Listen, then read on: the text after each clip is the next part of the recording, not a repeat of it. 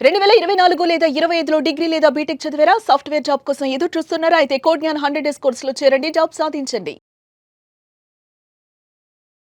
మ్యాంగ్ లాంటి కంపెనీస్‌లో ఈ మధ్య కాలంలో మనం గమనిస్తే ఇంటర్వ్యూస్ ప్రాసెస్ చాలా డిఫరెంట్ అయిపోయింది సార్.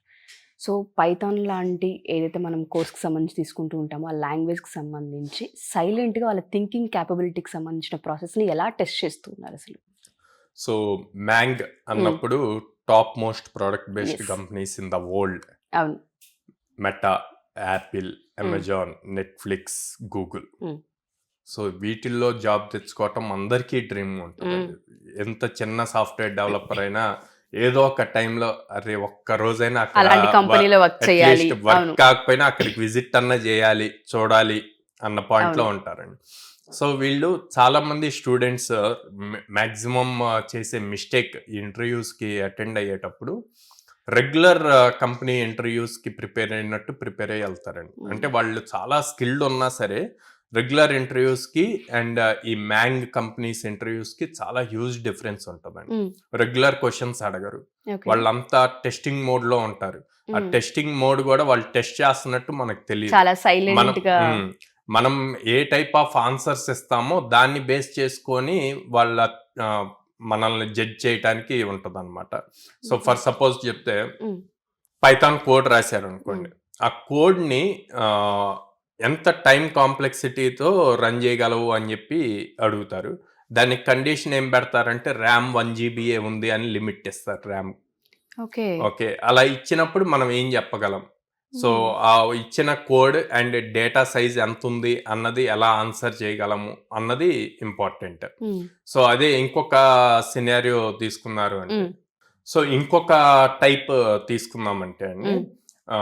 జనరల్‌గా మనకి ప్రొడక్ట్ బేస్డ్ కంపెనీస్‌లో lakhs of users, millions of users ఒకేసారి యాక్సెస్ చేస్తూ ఉంటారు. హ్మ్. సో, వీళ్ళు ఏదైనా ప్రాబ్లమ్ స్టేట్మెంట్ ఇంటర్వ్యూ టైంలో వీళ్ళు ఆన్సర్ చేసిన దానికి వాళ్ళు ఏమడుగుతారంటే, ఓకే నీ ఆన్సర్ ఫైన్. ఓకే. దీన్ని 1,00,000 యూజర్స్ ఎలా యూజ్ చేయగలరు ఎట్ ఏ టైమ్ అని చెప్పి హ్మ్. అడుగుతారు. అడిగినప్పుడు వాళ్ళు మనలో అబ్జర్వ్ చేసేది ఏంటి ఫస్ట్ అంటే, హ్మ్. మనం టెన్స్ ఫీల్ అవుతున్నామా? ఆర్ దాని రిలేటెడ్ ఆలోచిస్తున్నామా? ఓకే. ఓకే. ఎప్పుడు టెన్స్ ఫీల్ అవుతాం? మనం ప్రిపేర్డ్‌గా లేనప్పుడు లేనప్పుడు. టెన్స్ ఫీల్ అవుతాం. అవును. ఆబ్వియస్‌లీ మన ఫేస్ ఎక్స్‌ప్రెషన్స్ హ్మ్. అన్నీ చేంజ్ అవుతాయి. అండ్ మనం ఏ టైప్ ఆఫ్ ఆన్సర్ చెప్తాము హ్మ్. అన్నది ఇంపార్టెంట్. సో, దీన్ని స్కేలబుల్ చేయొచ్చు సార్. లైక్ సర్వర్స్ ఇంక్రీజ్ చేయొచ్చు. ఇట్లాగా డిఫరెంట్ ఆన్సర్స్ సో, హ్మ్. ఆ చెప్పే ఆన్సర్ మనం ఫస్ట్ ప్రిపేర్డ్‌గా ఉండాలి. సో, అందుకే రెగ్యులర్ కంపెనీ ఇంటర్వ్యూస్‌కి ఎళ్ళినట్టు గాకుండా వీటికి సెపరేట్‌గా ప్రిపేర్ అయ్యి ఎళ్ళాలన్నమాట. ఎందుకు అంటే వాళ్ళు డీల్ చేసే ప్రతి product millions of users at a time use చేస్తారు. అంటే స్కేలబిలిటీ ఎక్కువ ఉండాలి. హ్మ్. ఆ స్కేలబిలిటీ రిలేటెడ్ క్వెషన్సే ఎక్కువగా అడుగుతారనమాట. ఓకే. టెక్నికల్ రౌండ్స్ ఇయన్నీ ఓకే. నీకు హ్మ్. కోడింగ్ వస్తేనే నువ్వు ఆ లెవెల్ దాకా ఎళ్ళగలుగుతావు. ఎళ్ళగలుగుతాం. ఎళ్ళినప్పుడు నీకొచ్చిన ఆపర్చునిటీని క్రాక్ చేయాలి అంటే అసలు టాప్ లెవెల్ కంపెనీస్ ఆర్కిటెక్చర్ ఎలా ఉంటది అన్నది ఇంపార్టెంట్. హ్మ్. ఒక హ్మ్. సాఫ్ట్‌వేర్, ఒక ప్రొడక్ట్ వాళ్ళు బిల్డ్ చేస్తున్నప్పుడు దాని ఆర్కిటెక్చర్ ఎలా ఉంటది? ఓకే. ఫస్ట్ ఒక 1000 మెంబర్స్‌కి బిల్డ్ చేస్తే దాన్ని ఎలా స్కేలబుల్ చేస్తారు హ్మ్. అన్న పాయింట్స్ గనక తెలుసుకుంటే ఇలాంటి మ్యాంగ్ కంపెనీస్‌లో ఈజీగా క్రాక్ చేయగలుగుతారండి. ఓకే. సో, మీరన్నట్టుగానే ఇందాక ఏ విధంగా అయితే చెప్పారో, చాలా మందికి ఇటువంటి కంపెనీస్‌లో వర్క్ చేయాలన్న డ్రీమ్ డెఫినెట్‌గా అవును. ఉంటుంది. అట్‌లీస్ట్ విజిట్ చేయాలన్న కోరికైనా డెఫినెట్‌గా ఉంటుంది.